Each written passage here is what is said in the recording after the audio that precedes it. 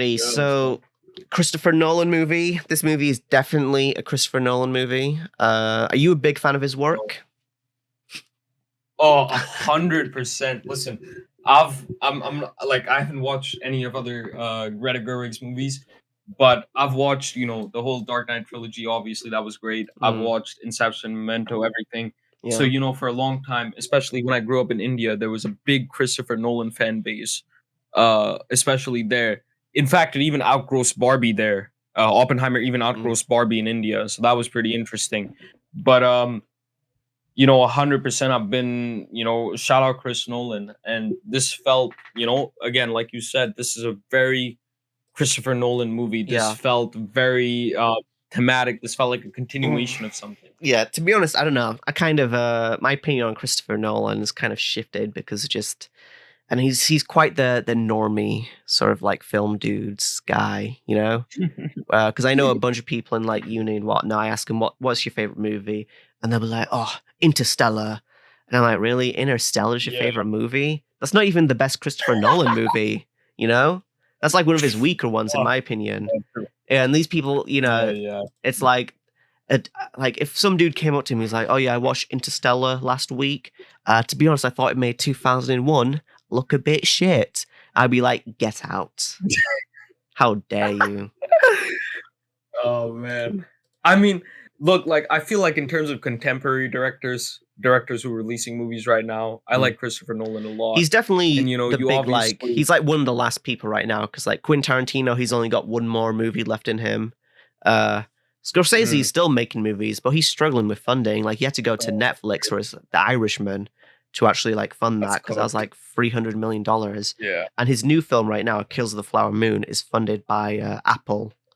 So that's kind of what he's doing for Mm, funding. Whereas like Nolan is still able to get like big studios. Like before it was Warner yep. Brothers. Now, which studio distributed Oppenheimer?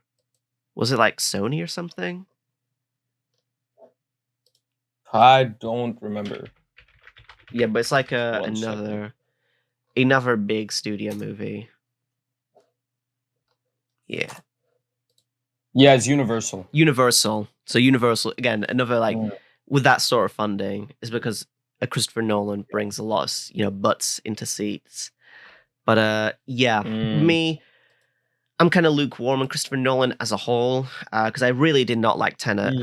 mm. Tenet was kind of just I didn't understand it. Not like I just didn't understand what people were Mm. saying in that movie. Like I couldn't hear any of the dialogue because the music was so Yeah, loud. that's an infamous.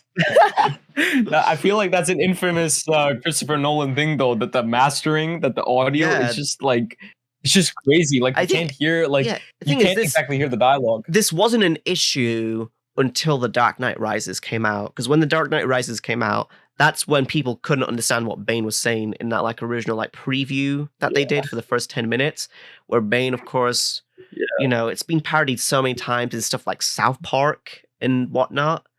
Like, Oh man. oh my god, the fucking quotes from The Dark Knight Rises. Uh, you know, you're a big guy for you. And, it'll be extremely painful. But yeah, no, the thing is, when I was watching The Dark Knight Rises, I remember this memory like so viscerally, like it was yesterday. While I was watching The Dark Knight Rises at home, I'm watching it on my TV on Blu-ray, and then whenever the action scenes come on, it's like, wow, this is too loud. I need to turn down the audio on my TV. And then whenever a dialogue Oh my scene comes god. on, I'm like, this is too quiet. I need to Dude. turn it up. But then the action scene comes on, and I'm like bombarded with this noise that's going on. And I'm like, God damn it, why wasn't this film just like mixed better in the audio department? But obviously, this is like a Yeah, stylistic thing that he just likes now, because ever since The Dark Knight Rises, all of his films have now been hard to understand. And yeah, yeah, they've stuck to it. yeah, Yeah, and which. definitely, that was the perspective that my dad had for sure. My dad is a non-native English speaker or like Mm, understander, and we went to we're in Australia, right? So we yeah. went to the theaters. There was no subtitles, no anything. So he kept like tapping my shoulder every 5 minutes, asking like, "What did they say?" Like Oh my, because it's that's the completely worst. yeah, Oh, that was pretty crazy.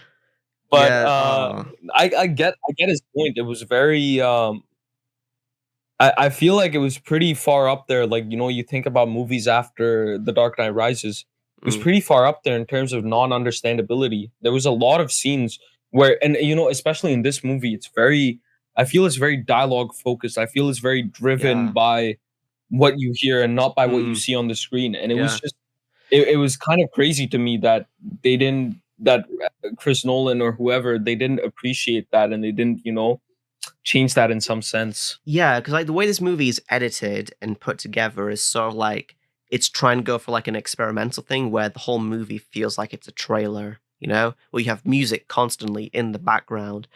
And I'm not Mm, sure if I really mess with that like choice because in the beginning, it's like immediately we're getting Ludwig Göransson's score in the background as people are talking, and it's sort of like that music sort of implies like an intensity that I don't really feel like it's earned. Like mm, that sort of like moment should be saved like when it's like the film is building up to something, and when that's used effectively in the movies, like when they're like doing that whole the testing sequence of the bomb, and music is used very effectively there. yeah.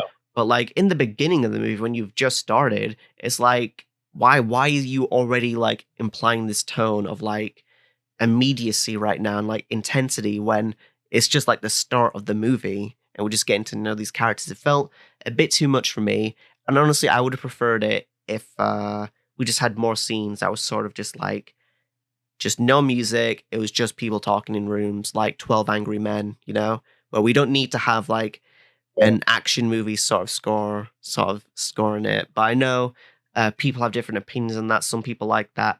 I personally wasn't really into it, but you mentioned that you watched it in a theater in Australia. I guess I got to ask, did you watch this in IMAX 70mm or no?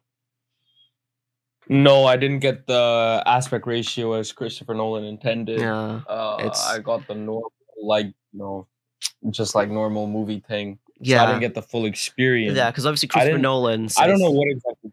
think yeah, with the IMAX 70mm screenings, there was only like 30 of those cinemas that support that in the whole world.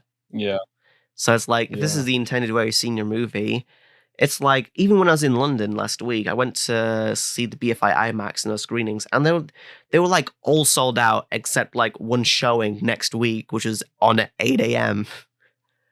I'm like, so Oh, that's cool. it's really inaccessible to watch this movie as it was Mm. intended, as Christopher Nolan says. But I'm sure I would have loved to watch this in IMAX 70mm because it is very well shot. It's just like everything from a technical perspective is extremely well done. But yeah, I mean, Mm. earlier we were talking about the sex scenes. Do you want to talk about that? Because that. So That was a lot of controversy, or like, I guess, debate in some sense of at least as far as I saw, that about the necessity of these sex scenes, or about whether it could have done without it. I felt like it was pretty essential. I felt like there should have been I more. felt like it.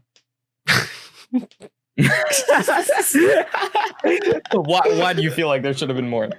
All right, first of all, I was actually a bit disappointed by the sex scenes. Because like, okay, Oh man. imagine this, right? You hear there's gonna Mm. be sex scenes in Oppenheimer. You hear it's like gonna be like Yeah. 50. I think I read one article is like there's like a 15-minute long sex scene in Oppenheimer, which just isn't true. I saw that. But Yeah. yeah, no, you're going into an IMAX 70mm screening. You're in the front row seats, and then you get to see Cillian Murphy's dong in IMAX 70mm. Imagine that. But no, in the movie, what we Oh. do get is Cillian Murphy crossing his legs, which I think is such a tease. Oh. It's like if you're gonna do nudity, go all the way. That's how I feel. Mm. And also, like, I mean, also, I didn't have any strong opinions on that. also, if like if Florence I felt Pugh like is showing off her breasts, Cillian Murphy needs to be showing off his dong. I'm all about feminism here. I'm all about equality. That's how I feel. Yo, I Yeah. mean, I wasn't really too interested in seeing Cillian Murphy's dong. Nah, but if you watched it in IMAX I would- 70mm, you would be. Okay, listen. You Front know what? row You got me on seats. that because the IMAX 70 millimeter. That's crazy. I would have. Yeah, front row seats. I'm looking upwards. I'm craning my neck upwards. That's crazy. The That would dog have like been takes it. up half the screen. It's like, oh my, Yeah, and then you got the fucking score in the background. It's like, oh my god, this is cinema right here. it's so intense. Yeah, this is real cinema. Mm. But But I felt it. Wait, sorry. Go on. yeah, with the sex scenes, I did feel like it was tastefully done. There wasn't like, yeah, definitely, yeah, because it's kind of shown how close those two characters are, that they're able to be sort of like naked with each other and just like talk and whatnot, and yeah, Mm. it was quite nice. Although, yeah, there was some parts Mm. where I know it's like Cillian Murphy sat in a chair, and then it like pans to him then being nude. That's obviously doing some symbolism thing, but I mean, I don't know. It felt, that kind of felt kind of unnecessary because it's just like, okay, I get what you're saying, but I don't know. It felt like Christopher Nolan was trying to do like an art house thing, like, oh, now this is like art house cinema, because it's very different to his like kind of other stuff with that sort of like shot. But Yeah. overall, yeah, I wish there was more sex scenes, but that's just me. But also, actually, there's one sex scene I do want to talk about with Florence Pugh, which I guess spoilers, going to be spoiling Oppenheimer just as we did with Barbie. Yeah. Do you remember that scene where they're having sex? It's the first time they're having sex, and Florence Pugh gets out that like Hindu book of scriptures and starts reading Yeah. The out. Bhagavad Gita. Yes, and then Yes. Oppenheimer says his classic line, "I am become death, destroyer of worlds," as he is mid penetration through Florence Pugh. How did you feel about that scene? I mean, okay, so that's the interesting thing. So I was raised in a Hindu family. My Mm, dad's Hindu. I went to he wanted to watch it because he's a scientist himself, so he felt it would be kind of similar in the sense Oppenheimer's a great scientist or whatever, and he didn't take any offense to it. And to be honest, as far as I've heard, so in India, a lot of people are taking offense to it in some yeah, sense I that think was it like it's cut out or uh, censored in India? Yeah, so first of all, the nude scenes were completely censored. There was a very funny thing that in that scene where Oppenheimer and Jean Tatlock are sitting in the chairs, that she's wearing like a black dress, that they CGI'd a black dress on her. Yeah. For Christopher Nolan to like. But there was a lot of backlash for sure, especially about the whole reading the religious scripture while they're naked and they're about to like have sex or whatever. But I didn't feel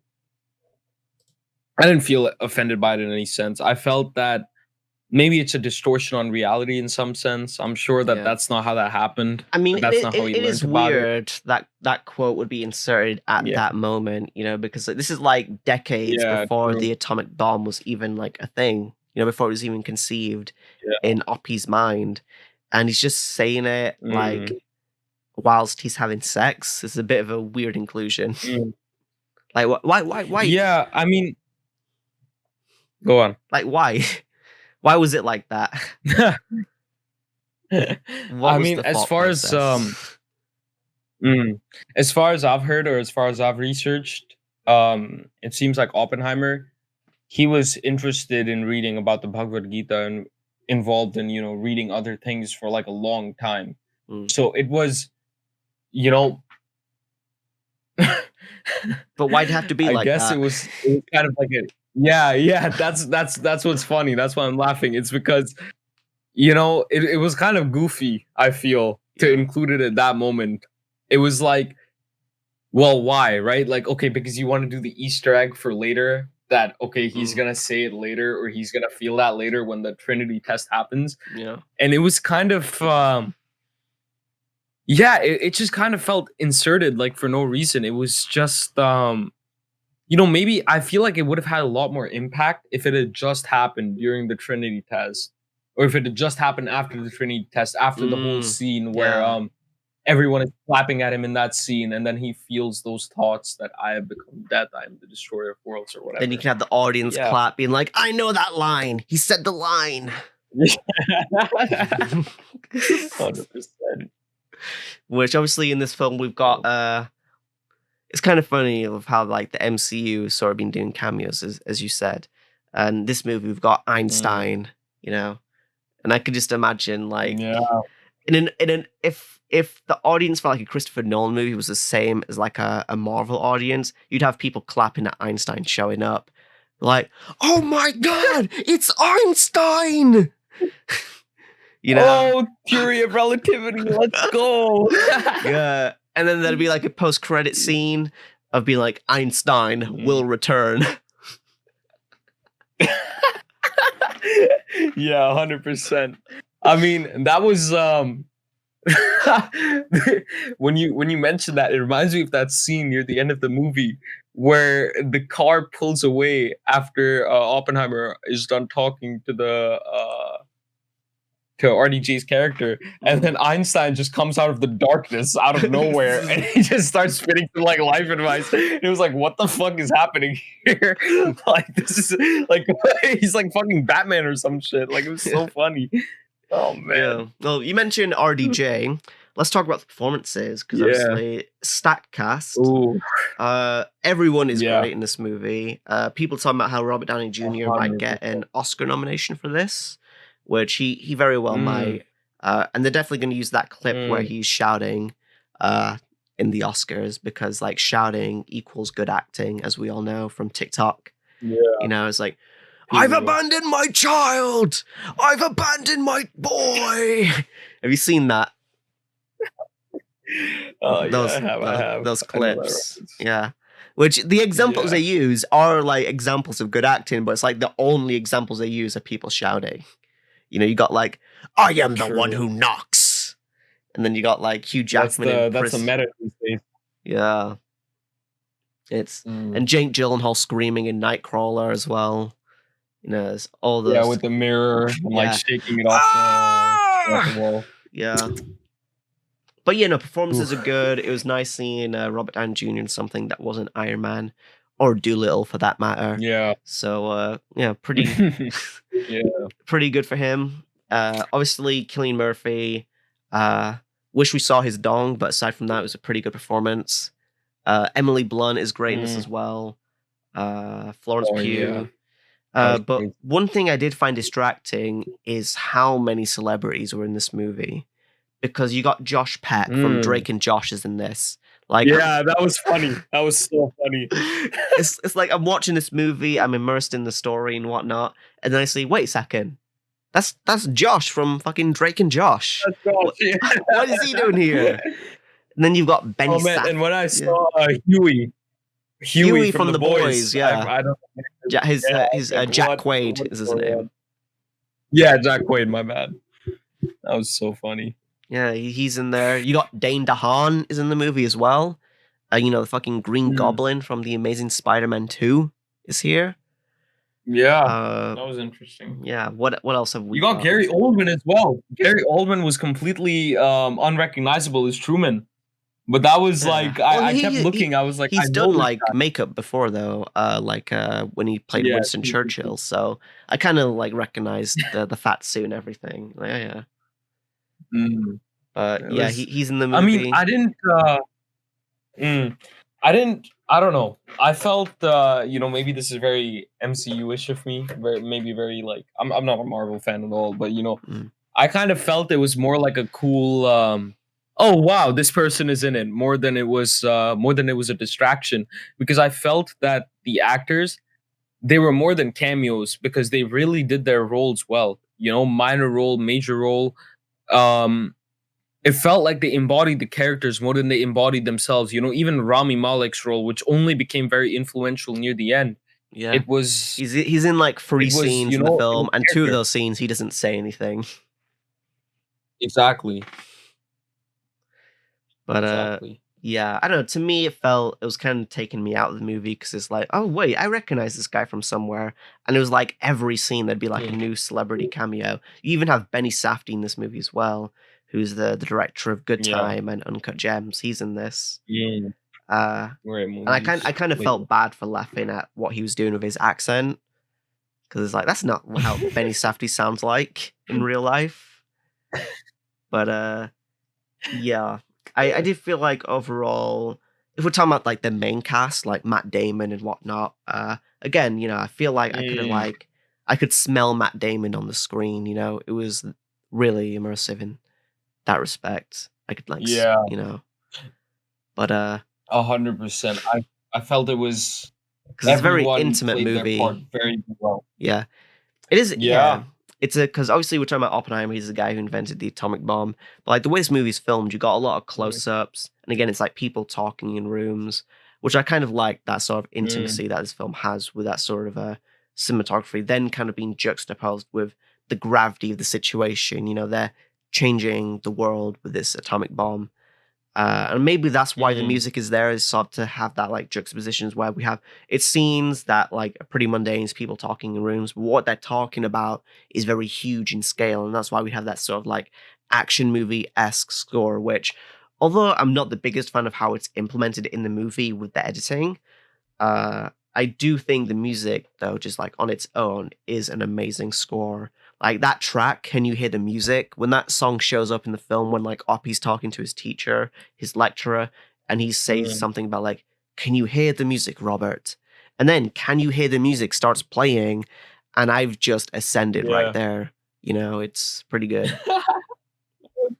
No, that was I think the soundtrack was amazing. Um, Especially I kind of agree with you on some parts that maybe it made some not so intense things seem very intense, Mm, but overall the soundtrack was amazing. And what I really what I really felt especially was those abstract art scenes with the music playing in behind. I mm, felt, like in some sense they're representative of what's going on, the chaos in Oppenheimer's mind, or the certain emotions being represented in this sort of like more abstract medium of, these like spirals whirling around, or this like, sort of these dots or whatever, like this sort of, you see it in like physics diagrams. And it just I don't know. I feel like people didn't necessarily get the point of that, but to me, it felt like, wow, that makes a lot of sense. It kind of spoke to a certain mental state at the time. mm. Very memorably, I remember at the start when Oppenheimer, they were doing a flashback to when he was a university student in Yeah. Cambridge. Um, they showed him laying in bed, and they showed like sort of like an orb, like a sphere, and then like a rings going around it, and like whirring and like shaking and everything, sort of displaying that anxiety that he had in this new environment and all of this stuff. And I think overall, like there was there was some pretty good imagery in there. There was some Mm. pretty good. You got an idea of the Yeah. sense, which also I know there's that's obviously what made that it one interesting for me as scene well. that I like comes off from the top of my head, is that scene where Oppenheimer's talking to all those people after the bombs dropped, and he's sort of Mm, like saying like what they want him to say, and then you have the music and like the mm, the footsteps as well, and how mm, that's very sort of like abstract, like what he's seeing is like not always literal. And it's also mm, questioning our sympathy. Like, should we feel some sort of sympathy towards Oppenheimer? I felt like the film was pretty ambiguous mm, towards that, because, like, the color scenes, obviously, because this film's told non-linearly, it like jumps through time, which Christopher Nolan always does in his films. But obviously, we have those like color yeah. scenes, which are meant to be from Oppenheimer's perspective. It's very subjective, and he might feel like Yes. a bit like bad for him and whatever, because like, oh, he feels bad about what he did and all that jazz. But then when we get to the black and white scenes, it feels way more distanced from Oppenheimer, and you kind of see Mm, him like from this yep. sort of a very factual perspective, and those two kind of felt like Yes. I know this film, at the end of it, I felt like I was like, I don't even know how to feel about Oppenheimer. Should I feel some sort of like sympathy towards him? In a way, I kind of feel like I knew less than going in. Like, how should I feel about this dude? Yeah, I mean, that was I read about that as well, about the whole subjective objective divide between the color scenes versus the black and white scenes respectively. Mm, And that made a lot of sense. It it felt like so that was the thing that was interesting to me. I mean, obviously they didn't show I wasn't expecting it anyways, but I think a lot of people were. They didn't show the actual, fat boy little man being dropped on Hiroshima, being dropped on Nagasaki. They didn't show like this cool, Mm, like there's an explosion and like yeah. 80,000 people That died, would have which, been a bit for some reason distasteful. people wanted. You know, if they did that like, oh, Yeah, IMAX exactly. 70mm, we're gonna actually bomb Hiroshima, and we're doing it for real because it's Christopher Nolan. Yeah. That would have been I think it would have strayed from the whole point of the movie. It was at the end of the day it was a biopic, and it felt like it was meant to be from Oppenheimer's perspective, and I think that was done a lot of justice because you could feel that there was an emotional perspective, that there was some sense of kind of changing the memory in these color scenes, and that obviously, like you said, that in these black and white scenes it was more detached, it was more factual. It wasn't even, Mm, some of these scenes, like a lot of those scenes included RDJ's yeah, actor, included the it becomes whole like a court trial, courtroom all these things. drama there. Yeah. Yes, yes, yes.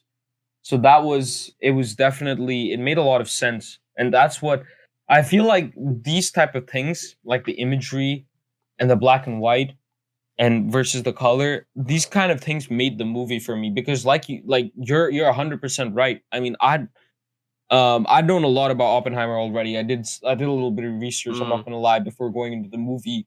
Well, me, And I was kind of the you kind of opposite. get I this. didn't really know much about him, and that's kind of like why I was excited to see this movie. Mm, It was like, oh, it'd be like kind of like me getting to know like a bit of Oppenheimer's life and actually know about the man. Because obviously, I knew he invented the atomic bomb, but aside from that, I didn't really know a lot about like his like communist ties and whatnot and all that. yeah. Yeah, so that was kind of interesting getting to find that out. Yeah, I mean, I think it gave an interesting perspective on that too, like the whole government politics, office Yeah. politics side of it. The perspective of my dad as a scientist, especially, related to this a lot. He spoke to me about it as well, about the office politics of doing research, of excelling at something, and then sort of being outcast for it, or sort of, if you have a different opinion, you get pushed aside for it. You get like Oppenheimer did, you get sort of submerged, you get drowned by it.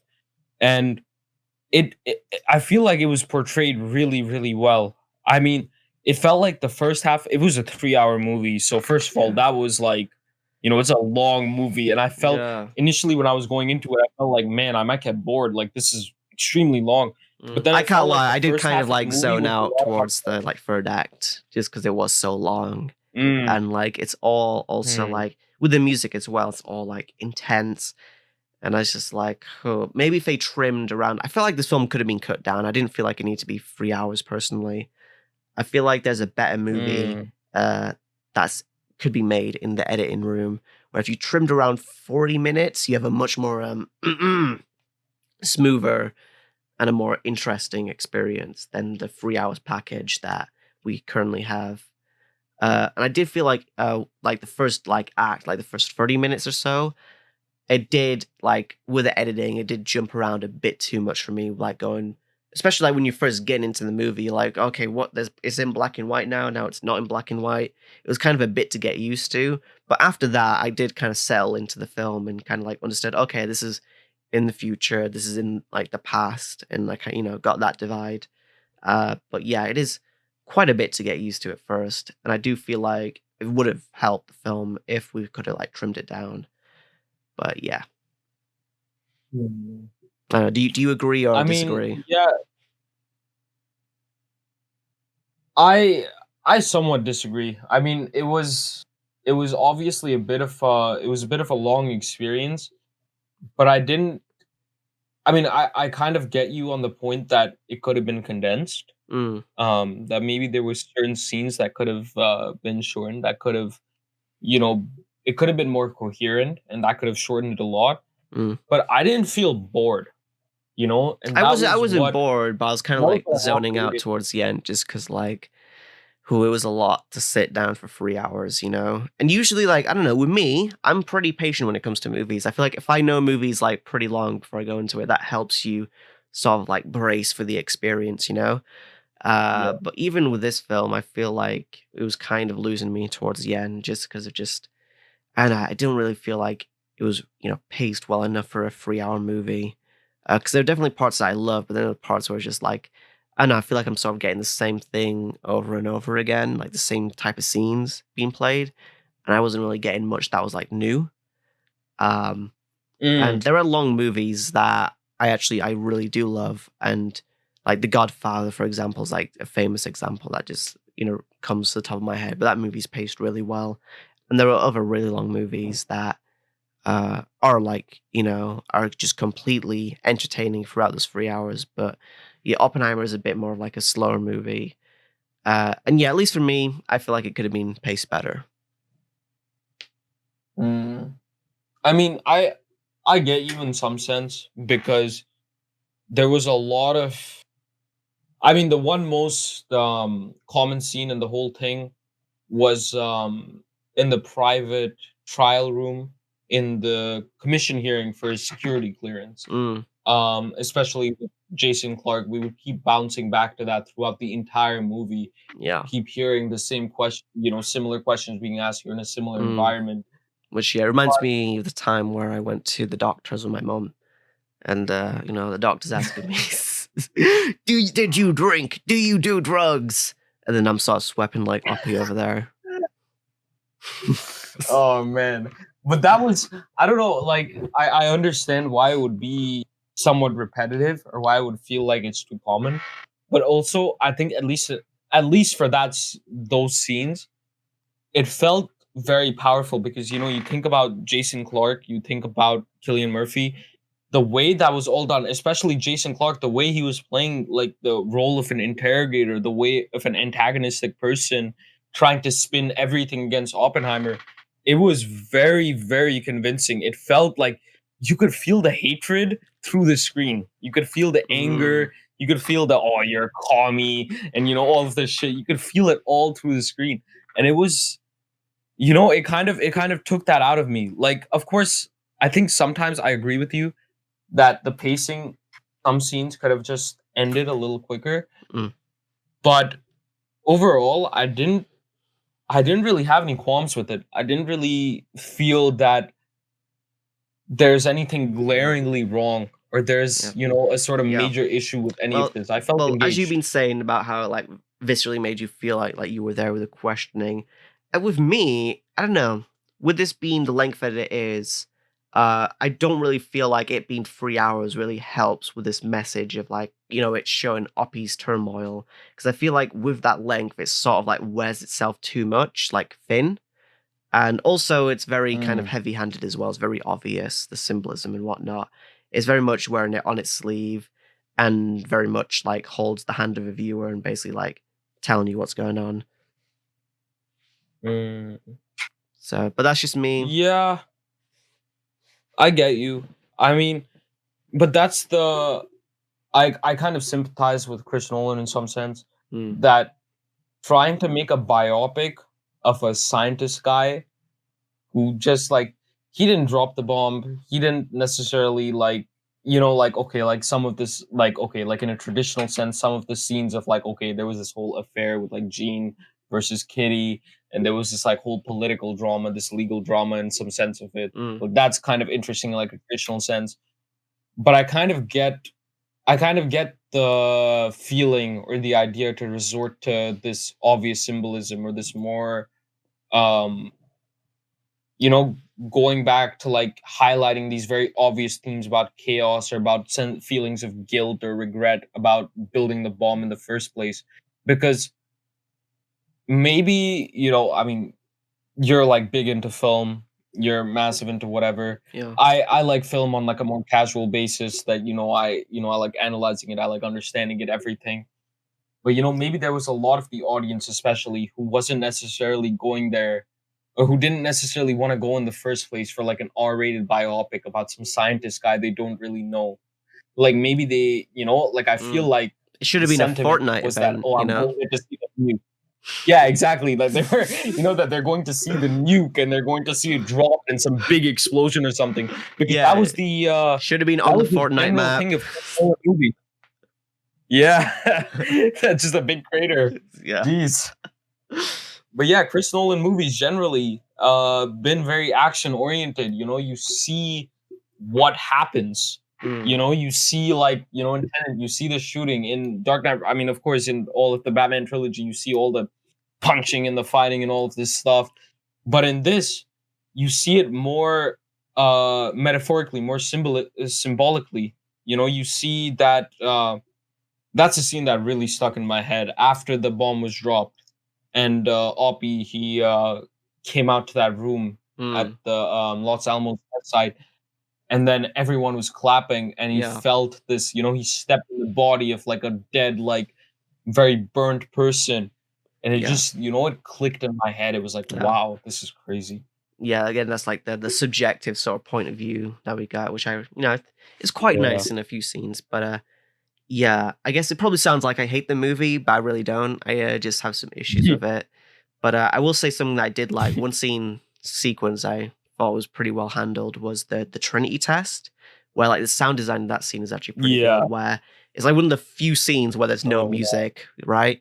It's just sort of like it's Yeah. silence, and you're waiting for the bomb to drop, and then there's no sound, and you sort of like bracing for that explosion, like okay, when's it gonna happen? And then it doesn't, and you're like, oh, okay, false alarm. And so he's like, boom, and then it's like you're being pulled back into your seat. You know, it's like you're watching the film in 4D or something. You get wind blown into you. It's Yeah. that was a pretty I think well that's executed scene. mm, yeah, and that's honestly the like I like 20%, 30% agree with you on the fact like okay, there was music throughout the whole scene. Maybe sorry, music throughout the whole movie. Maybe it made it way too intense throughout.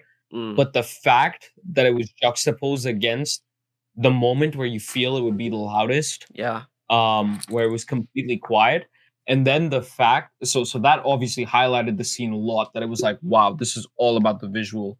And then also it kind of made sense, you know, it's, you know, obviously light travels faster than sound, and you're thinking about the perspective of these scientists guys who are all looking out at this test after years of working on this thing, and they're just so focused on, did this actually work? Are we gonna see any of the fireworks? Are we gonna see any of the explosion in the first place? mm, So I was just, yeah, I mean, that scene, that was one of the definitely the stick out scenes, and I felt that was done masterfully.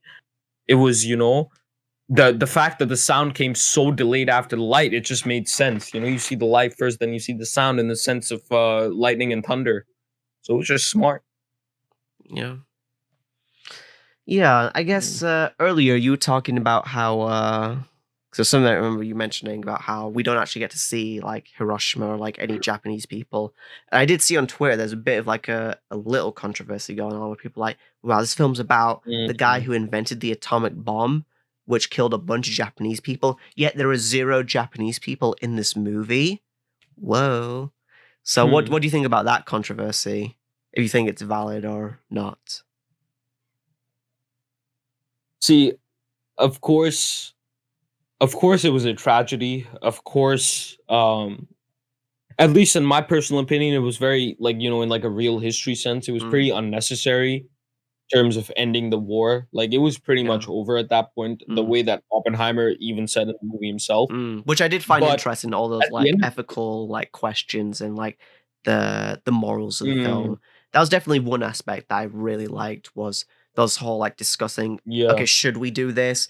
Or the war's like already, like how mm, the film progress at first it's about the Nazis, right? They're talking about Hitler and all that. But then yep, like yep, the yep. Nazis are defeated, they're like, oh, I guess we don't need to drop this anymore. But like, hey, what about the Japanese? They're still a threat.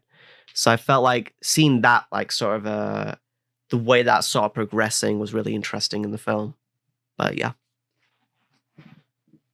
Yeah, I mean, that was yeah, that was the whole crux of it. We'll go discuss that later in a second. Mm, But what I was saying was, um yeah, at the end of the day, of course, there was a lot of trauma mm, inflicted by this nuke being dropped on Japan's side. mm. But at the end of the day, um I feel like movies certain movies are about a certain thing and about a certain plot. Yeah, And this movie was very much a biopic on Oppenheimer. And at the end of exactly. the Yeah. day, Oppenheimer, of course, he felt guilt, which was represented in the sense of he stepped in that dead, burnt, charred body, but he didn't actually see the Mm, outcome of Hiroshima. yeah. He didn't What? see, like, Yeah. he wasn't there to drop the bomb or anything, so it wouldn't make sense to put that in there. Exactly. I agree with you. I also feel like that's actually what I quite liked about the movie was the fact that we are so focused on Oppenheimer's perspective, right? And the fact that the whole movie is Mm, people in rooms, in boardrooms, talking to each other. But we don't actually get to see any war, despite this taking place during like World War II. You know, we don't yeah. actually get to see like any battlefields of soldiers fighting like you typically expect from a Christopher Nolan movie because he directed Dunkirk, which is very much like what Mm, you'd expect from yeah. like a war movie. But this is very much not a war Mm, movie. There are no like battlefields, uh, and I actually did appreciate that with this rating of it being like a radar in America and stuff that. It does actually allow for this film to go into more like deeper themes and with its subject matter as well, and what it explores. Because one thing I actually did feel like was lacking in Dunkirk was the fact that that's meant to be a war movie, but we don't get like the brutality isn't quite there because it's still PG-13 and it feels very sanitized. yeah. But this film felt like it was, again, even like with the nudity and whatnot, it was obviously it felt more mature, which I quite liked. Mm, Um, one controversy, I guess another, we talked about that mini controversy. There's another one I've read online about people saying that the female characters in this movie, they're not really, what was it oh, we don't even get to see a woman in the film until like 30 minutes or something. There are people on Twitter saying that. How do you feel about that mm. other controversy about how Christopher Nolan treats women in his films? Yeah, I've seen a lot about that. I'm not gonna lie. From the male perspective, I haven't paid so much in the past. I didn't pay so much attention to it, but I saw it, and hmm, see, I think that in terms of this, at least in terms of Oppenheimer, it makes some sense because at least in like a 1930s, 1940s world, it's not like women were a prominent feature or like they were Mm, kind of like an afterthought. They were much more yeah. objectified. They were much more just like an accessory in some sense. Mm, So it was really, it I feel like it makes sense. I mean, of course, yeah. certain people Mm. don't like it, and that makes sense.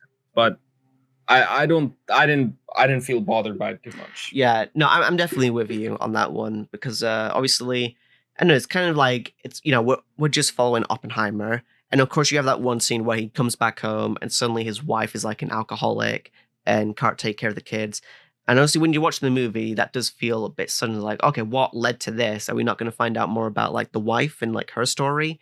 And I kind of wish we did spend more time with the women in this film, but also the fact that Mhm. Oppenheimer he's kind of away all the time doing this whole bomb stuff that he's not necessarily at home with his wife taking care of the family, which is why he gives the baby off to his communist friend.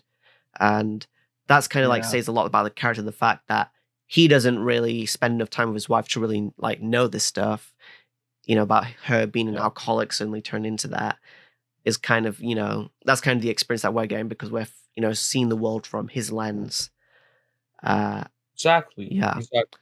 Although I do feel like with I mean, other Christopher Nolan films, though, I feel like it's sort of less excusable because I feel like films like Tenet as well, it's very much like the woman character is very yeah. much the someone who needs saving and all that. It's kind of like in every other Nolan Yeah. film, I think it's kind of like it's very obviously a very manly man film, you know. So maybe Yeah. in future include more women roles, but in Oppenheimer, it makes Yeah. sense because it is taking place in the past. It's a biopic, and again, we're just exploring Oppenheimer here. But yeah, Yeah. Yeah. Yeah. Yeah. I get that. I mean, again, it's just a thing about when you're looking at history from a present sense lens. Obviously, hindsight is 2020 vision. mm, Um, so you would think, okay, we're in the present time. We're obviously there's a it's good that there's an emerging trend of viewing women as like actual people, full-rounded characters in themselves in movies, all of this stuff. But yeah, from the perspective of Oppenheimer, like you can see with like Jean Tatlock's character, for example, um, like nothing more than some fling or like some woman to use, and just Mm, pretend to fully care about. Of course, there was some sense where he was hurt when she committed suicide, which was mm, also interesting because maybe that was a whole, you saw the glove behind her head thing, but maybe that was metaphorical as well in his head mm, because obviously it was through his emotional perspective. But it does kind of show like, it's 100% true. Like at least in this film, it makes a lot of sense because yeah. at least from my research on Oppenheimer, he was like a quote unquote like womanizer, Mm, so he didn't really see women as like their own character or their own full person in mm, themselves. But yeah. that was what was, that's what kind of shined through as well. That the most memorable and the longest moment of Kitty's character was in that interrogation scene, or not interrogation, in the security clearance scene where she rebutted the whole thing about Oppenheimer or about her, communist ties and about her involvement in all of this stuff. And that was actually very true to reality. That was based on the transcript of that hearing directly. So it was really cool to see that happen in real life, and sorry, in the movie, like, compared to Mm, real life. And that felt like, okay, like if there's a feeling of doubt about, oh, Chris Nolan like hates women or something, or he doesn't think of them as anything, I feel like that kind of cleared it up in some sense that, he gave, at least from Oppenheimer's perspective, that would have been a very memorable thing. That would have been, like, wow, my wife is really standing up for me and she just went against this asshole. And mm, it just showed through perfectly. And the acting by Emily Blunt in that scene, that was perfect. Like I really felt that. mm. Yeah, the whole cast is amazing in this. And if we're going to bring this back Mhm. around to the whole Barbenheimer thing, it is quite cool that both these movies Yeah. came out on the same weekend. Couldn't be any more different. Yep.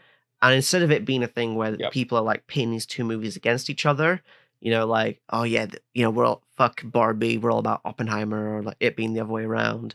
It's Yeah. kind of people be celebrating that both these movies are coming out at the same time and just like going back to the movies and Mm. having a great time watching both films, and kind of celebrating that. And I love that because again, we've got this historical biopic, which is now somehow a summer blockbuster, which is impressive, and also like a comedy as Yeah. well, doing really well now. Where typically it's for like Yeah. the past few years, it's just been like action Marvel superhero movies, and neither of these movies are Yeah. that. So I'm really happy that both these movies are successful. So yeah, 100%. I mean, it really, I don't know where the meme started from about this whole Barbenheimer and I thing. think it's because like I the they mean, I think I honestly I think at first because obviously Christopher Nolan used to make films under Warner Brothers, and Warner Brothers is a studio that's yeah, distributed Barbie. So I think it was probably maybe a petty yeah, thing where it's like, oh, Christopher Nolan has left us. We're mm, gonna release Barbie on the same day as his movie and take away some of the profits from Oppenheimer because they're looking at it, oh, it's a three yeah, hour biopic that's like for rated 15 here and rated R in America. It's like, yeah, Barbie's definitely going to make more money than Oppenheimer, but as a result, they've both managed to help each other out, So that's yeah, kind of funny how that's worked out. But with this trend, yeah. That though, was very. Sorry, yeah, go on. yeah, with this trend, though, I noticed some studios are trying to like capitalize on the whole Barbenheimer trend. Have you seen Saw Patrol? Yeah. Oh man. Oh no. That's Listen again. It's just the whole thing about studios getting the wrong lesson Exactly. from It's all of it's these like the things. whole it's like the whole Morbius thing, like when they put that in cinemas again and it Yeah. made less money. Yeah, God, like yeah, it's crazy how out of tune these people can be. yeah. Because like They're think releasing movies. exactly no, because like there's a lot of crossover. Think about it, with Oppenheimer and Barbie, there's a lot of crossover with that audience because there's a lot of film fans who love Greta Gerwig and Christopher Nolan, you know? Mm. So they're excited about these movies because of the directors, because of the talent behind them, you know, not because of like the actual sort of like, oh, because on its own, a Barbie movie, people maybe, you know, if it was like Amy Schumer directing the Barbie movie, people wouldn't be excited. But because it's Greta Gerwig, people are excited. So it's about the talent that's going behind them. Whereas with this thing with Saw Patrol, it's I don't even the audiences do not cross over because Paw Patrol is a movie that's literally for babies. Like no Yeah, adults are interested exactly. in Paw Patrol. And Saw X, Exactly. I'm excited for Saw X. I'm seeing that movie. Hopefully you'll see that movie with me. Hopefully I can get you into the Saw franchise before then. Okay. But Mm. I'm excited for Saw X, but only in a way that's like it's gonna be so bad it's sort of good sort of thing. Because I love just like how batshit crazy the Saw franchise goes. Like Saw 6 is amazing. That movie is incredible. As I said, the first Saw is Mm. the only one that's like legitimately like a good movie. The other ones is sort of shit, but Saw Mm. 6 and 7 are like magnificently shit, if that makes any sense. So I'm excited for Saw I X. mean, yeah. I mean, I'm gonna watch the whole franchise before then for sure. Yeah. That's Who knows, either maybe way, like I maybe mean we that's could make another video talking about the Saw franchise if you're down. yeah. Oh, I mean 100% I'm down with that. I mean this is just chill for me, you know, like we're just talking about movies, we're just shooting the shit and it's cool. Um but yeah, I mean on the point of Barbenheimer, it's yeah, the point I feel is that people like watching good movies, and it Mm, was a cultural moment in some sense that there's these two very conflicting movies, you know, in terms of yeah. like plot, in terms of seriousness, in terms of everything that are coming out. And you know, maybe it was a plant. Okay, maybe it was a Warner Brothers plant who decided, okay, we're gonna do the Barbenheimer meme, and that's what made this wildly successful. Maybe it was just like authentic, like an authentic trend. But either Yeah. way, it worked out really, really well for Again, them, and yeah. especially for Oppenheimer because maybe you know Barbie had a massive like promotion. Like they Yeah. were The they were marketing for that was everywhere. They were in huge. Korea. They were everywhere. Yeah, Yeah, I can exactly. tell you, But Oppenheimer had no Oppenheimer. marketing. Yeah, Oppenheimer definitely didn't have an Ice Spice song on its soundtrack. I can say that. Oh man, Ice Spice gets all the audience there. Yeah, yeah. So again, yeah, Oh both man. movies helped each other out. And again, I feel like Mm, again, what made it so successful is because it felt like it was actually like a natural thing that was done by the internet and not a studio thing. Because when studios try to do things, like as we see with Saw Patrol so isn't going to work. yeah, Okay, like yeah, I'm excited for yeah. Saw X, but other people who are excited about Saw X aren't excited about Saw X for the same reasons I am. Because I'm excited about it because of like how funny bad it might be. Whereas like your typical audience member for Saw X is probably seeing it just for the gore, you know. But I'll definitely Uh, say I'll be there for Saw X, but I'm definitely not seeing Paw Patrol. No way. yeah. Like what Ain't actual nobody above the age of 14 is in Paw Patrol. Like, exactly what, like like, who what? is the person that would go see Saw X and Paw Patrol on the same day? It's just like it's not the same, you know? Ugh. Mm, But anyways, yeah. yeah. I think I've said all I've said about Oppenheimer. Do you have any other things you wanted to Yeah. say about the movie before we get to our ratings? I think I just want to give a shout out. I mean, of course, he's not going to hear this or anything, but I just want to give a shout out to RDJ. Like the Mm, way he played the character. Oh my god! Like it was really like you felt how much of an asshole he was through the screen. Like yeah. it really registered with you. Um, and that was, you know, definitely like you mentioned at the start that you know maybe he gets a supporting actor Oscar for this, Mm, but like man, like he deserves it for yeah. sure. I definitely feel It like was he. great. I definitely think he was good in the movie, but I won't say it's his best performance I've seen from him. Because I've seen more Mm. unique roles that he's done. Like I think Zodiac was probably. I think he's probably better in that. Oh yeah, Yeah, that was pretty great too. Yeah, yeah. So this is a good performance. Obviously, it's not him being Iron Man, which is a plus. So it's just nice to see him do definitely. something that isn't MCU related. You know. So I do appreciate Yep. that. But yeah, Mm. I guess I'll go straight into my rating then. I'm Yep. feeling Okay, based on what I've said about this movie, what do you think my rating is if you were to guess? I think you're 8. I am an Yeah. 8. An 8 out of 10 for me. Yeah. Yeah. What's Are you your gonna rating? round me up this time as well? If you do decimals, yeah. Oh fuck.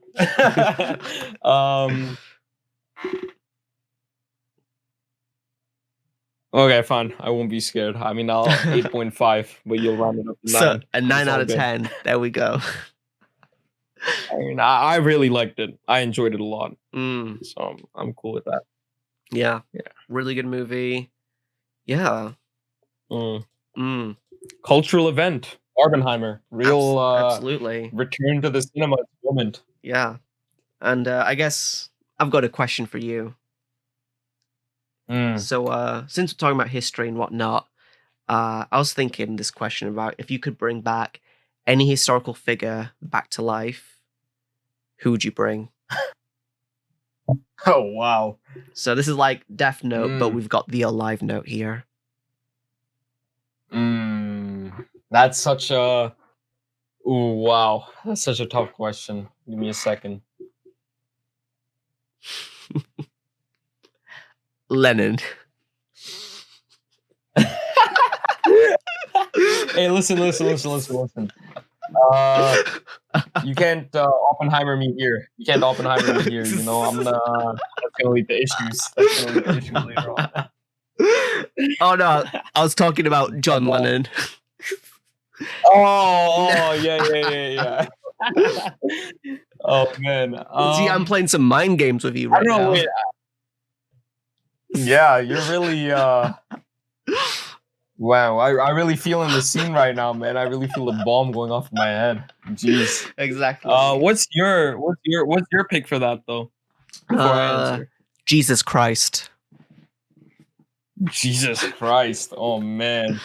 I mean, I think because wouldn't you? There'd be a lot of interesting debates coming around if Jesus came back to life. They'd be like, that is very bad. People would be like, wait, because obviously in the Bible, right? If Jesus comes back, that means it's like the end of days. So that people be thinking, oh my God, is this like the end of the world right now? Judgment Day? Then, but I'm thinking, what if Jesus was on Joe Rogan? You know? Oh, listen, that would be, he would ask him about ivermectin, about DMT. We would get all the answers right there from Jesus. Right there. But, I got my answer now. I think I'll pick Julius Caesar. No. Julius Caesar. Yeah. Yeah. I don't know why. I just feel like a cool conqueror vibe from him. You know? Like, you know, Holy Roman Empire, shout out. We're gonna bring that back. So that's great. Yeah. Shout out Italy. I'd bring back Oppenheimer and tell him to make another one. Oh man. That's pretty cooked, but thank God they're not using them anymore. Yeah. Thank God. Yeah. Yes.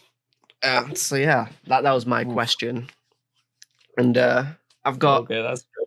I've got one more question as well. This is from Who on Face, who asks, what are some like in dating, what are some like red flags for like video games? Because I saw a tweet actually, where it's like, okay, if you're dating a guy and his most played game is Valorant, that is a red flag. Or like FIFA, that's a red flag. So what do you think about that? I think League of Legends. That's that is a red flag. It's over. That's crazy. Yeah, that's cooked. Because then the guy, like, listen, if you're a League of Legends player, it's like a 95% chance you're a complete addict.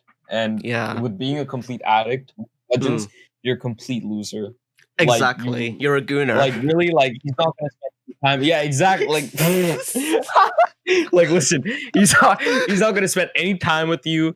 He's gonna spend time getting to Diamond 1, and he's not, like, he doesn't give a shit. Like, all that matters is the league rank. That's it. So don't go for that guy for sure. So let me ask you then, what is your most played game on Steam? If you could pull that up right now.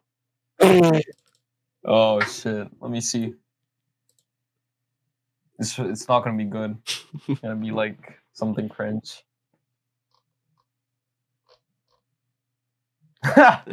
Oh man. Okay, it's Team Fortress 2, which is kind of normie, Yeah. but it's okay. It's a good game. I think that's a green flag for me. Like Team Fortress 2, kind of goated. Can't lie. Can't lie. Yeah. You know, how do you check I'm all good on that green flag. How do you check your most played games on Steam? I was pretty certain it was Team Fortress 2. I played quite a bit of that, so I just went to it and I just checked it against a couple. How many hours have you got in? How many hours have you got in it? 150. Ooh, which is not that much, but I think my most played game is Elden Ring actually on Steam.